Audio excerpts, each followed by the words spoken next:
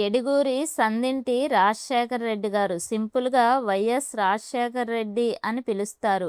ఆయన 1949 జూలై 8న పులివెందులలో జన్మించారు. తండ్రి పేరు వైఎస్ రాజారెడ్డి, తల్లి పేరు జయమ్మ.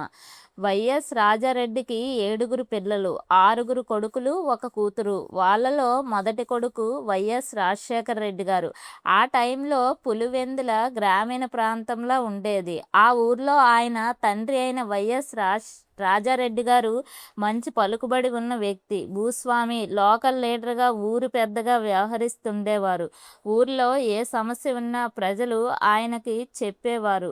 ఆయన ఆ సమస్యల్ని సాల్వ్ చేసేవారు. తమ తండ్రి చేసే పనులన్నీ వైఎస్ రాజశేఖర రెడ్డి గారు చూస్తుండేవారు. తాను కూడా తన తండ్రిలాగా ఒక లీడర్ అవ్వాలనుకునేవారు. కానీ రాయలసీమ ప్రాంతంలో ఒక లీడర్గా ఎదగడం అనేది అంత ఈజీ కాదు. అప్పట్లో అక్కడ ఫ్యాషనిజం ఉండేది. భూ సమస్యల్లో ఒకరినొకరు చంపుకునేవాళ్ళు. కత్తులతో, బాంబులతో చంపుకునేవాళ్ళు. అందుకే రాయలసీమ ప్రాంతంలో వైలెన్స్ ఎక్కువగా ఉండేది. 1971లో రాజశేఖర రెడ్డి గారికి విజయలక్ష్మితో పెళ్ళయింది. వారికి 2 పిల్లలు జన్మించారు. 1972లో జగన్ గారు, 1974లో షర్మిల గారు జన్మించారు. వైఎస్ఆర్ గారు కర్ణాటకలోని మహదేవపురాయ్పూర్ మెడికల్ కాలేజీలో మెడిసిన్ కంప్లీట్ చేసి ఎంబీబీఎస్ డిగ్రీని పొందారు. ఆ తర్వాత డాక్టర్గా వివిధ హాస్పిటల్స్లో కొన్ని రోజులు పనిచేశారు. అలా డాక్టర్గా పనిచేసే టైంలో ఎంతోమందికి వైద్యం చేశారు. వివిధ గ్రామాలకు తిరిగి పేదవారికి వైద్యం చేశారు. 1973లో పులివెందుల్లో 70 బెడ్స్ హాస్పిటల్ని కట్టించారు. అందులో పేదవారికి, మధ్యతరగతి వారికి ఉచితంగా వైద్యం చేసేవారు. హాస్పిటల్లే కాకుండా స్కూల్కి, కాలేజీకి వాళ్ళ కుటుంబం డబ్బును డొనేట్ చేసేవారు. 1978లో రాజశేఖర రెడ్డి గారు కాంగ్రెస్ పార్టీలో జాయిన్ అయ్యారు. అప్పటికి ఇంకా తెలుగుదేశం పార్టీ పెట్టలేదు. అదే ఇయర్లో పులివెందుల నియోజకవర్గంలో ఎమ్మెల్యేగా పోటీ చేసి గెలిచారు.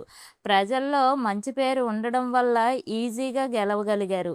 1980, 1983 వరకు రూరల్ డెవలప్మెంట్ మినిస్టర్గా, ఎడ్యుకేషన్ మినిస్టర్గా, హెల్త్ మినిస్టర్గా పనిచేశారు. ఆ టైంలో ఎన్నో అభివృద్ధి పనులు చేసి రాష్ట్ర ప్రజల్లో మంచి గుర్తింపు పొందారు. 1989, 1999లో పులివెందుల ఎంపీగా 4 సార్లు పోటీ చేసి వరుసగా గెలిచారు. ఆ 10 సంవత్సరాల్లో పులివెందుల్ని బాగా డెవలప్ చేశారు.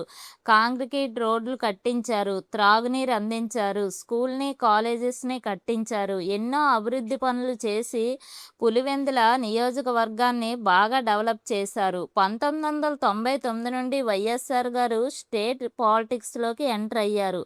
కాంగ్రెస్ పార్టీ వరుసగా 2 సార్లు స్టేట్ ఎలక్షన్స్లో ఓడిపోయింది. లోకల్ పాలిటిక్స్లో వైఎస్ఆర్ గారు ఎంటర్ అయ్యారు. 2004 వరకు అపోజిషన్ లీడర్గా పనిచేశారు. ఆ 5 సంవత్సరాల్లో వైఎస్ఆర్ గారు పార్టీని అధికారంలోకి తీసుకురావాలని బాగా పనిచేశారు. ఆ టైంలో ముఖ్యమంత్రిగా ఉన్న చంద్రబాబు గారు ఇన్ఫర్మేషన్ టెక్నాలజీ మీద ఫోకస్ పెడుతుంటే వైఎస్ఆర్ గారు మాత్రం జై కిసాన్ అనే నినాదంతో ప్రజల్లోకి వెళ్ళారు. 2004లో జరిగిన ఎలక్షన్స్లో కాంగ్రెస్ పార్టీ గెలిచింది. రాజశేఖర రెడ్డి గారు ముఖ్యమంత్రి అయ్యారు.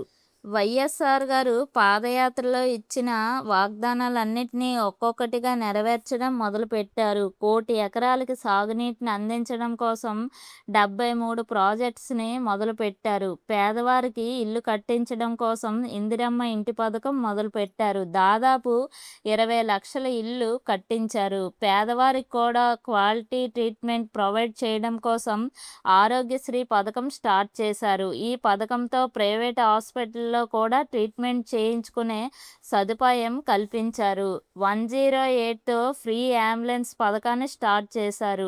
200కి ఓల్డేజ్ పెన్షన్ పథకాన్ని స్టార్ట్ చేశారు. స్టూడెంట్స్కి ఫ్రీగా ఇంజనీరింగ్ చదువుకోవడం కోసం ఫీజు రియంబర్స్మెంట్స్ పథకాన్ని స్టార్ట్ చేశారు. 2009లో ఎలక్షన్స్లో కూడా మళ్ళీ కాంగ్రెస్ పార్టీ గెలిచింది.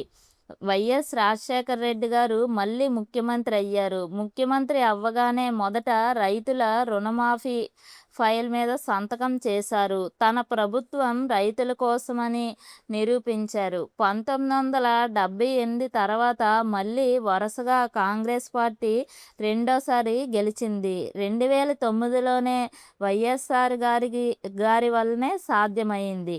అదే సంవత్సరం సెప్టెంబర్ 2న ఆయన చనిపోయారు. సెప్టెంబర్ 2న బేగంపేట ఎయిర్పోర్ట్లో ఒక హెలికాప్టర్ టేకాఫ్ అయింది. ఆ హెలికాప్టర్లో రాజశేఖర రెడ్డి గారు, ఇంకో ఇద్దరు వ్యక్తులు ఉన్నారు. ఈ ముగ్గురితో పాటు ఇద్దరు పైలట్స్ కూడా ఉన్నారు. 8:30 AM-కి హెలికాప్టర్ టేకాఫ్ అయింది. దారిలో వర్షం స్టార్ట్ అయింది. ఆ వర్షం పడే మేఘాలను తప్పించడానికి పైలట్స్ ఎంతో ట్రై చేశారు. నల్లమల్ల కొండల్లో ఉన్న ప్రాంతానికి వెళ్ళేసరికి వాతావరణం దారుణంగా మారింది. సుమారు 9:30 AM-కి హెలికాప్టర్ నల్లమల్ల అడవుల్లో కూలిపోయింది. ఆత్మకూరుకి దగ్గరలో రుద్రకూరు కొండల్లో పావురాల గుట్టలో హెలికాప్టర్ కూలిపోయింది.